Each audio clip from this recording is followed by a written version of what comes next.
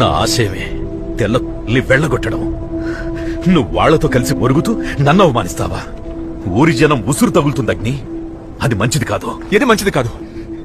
ఏది కాదన్నా? నువ్వు స్వతంత్రం కోసం పోరాడుతున్నావే, ఎవరి స్వతంత్రం కోసం?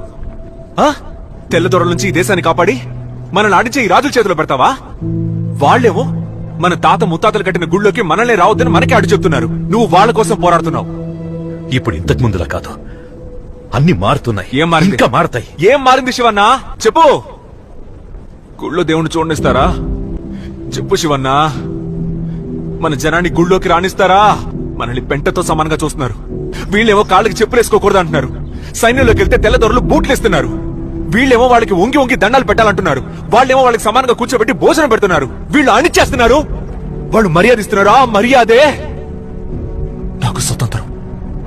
నువ్వు ఎవరి కోసం పోరాడుతున్నావు, దేనికోసం పోరాడుతున్నావు? నువ్వు పోరాడు, నేను పోతా. వాళ్ళంత మంచి వాళ్ళే అయితే వ్యాపారం చేయడానికి వచ్చి మనల్ని ఎందుకు పాలిస్తారు? అబ్బా, తెల్లోడు రాకముందు మనం స్వేచ్ఛగా ఉన్నామా?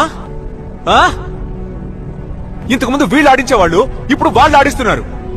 వీళ్ళ దగ్గర బానిసలమే, వాళ్ళ దగ్గర బానిసలమే. ఎవరి దగ్గర బానిసలుగా ఉంటే ఏంటి?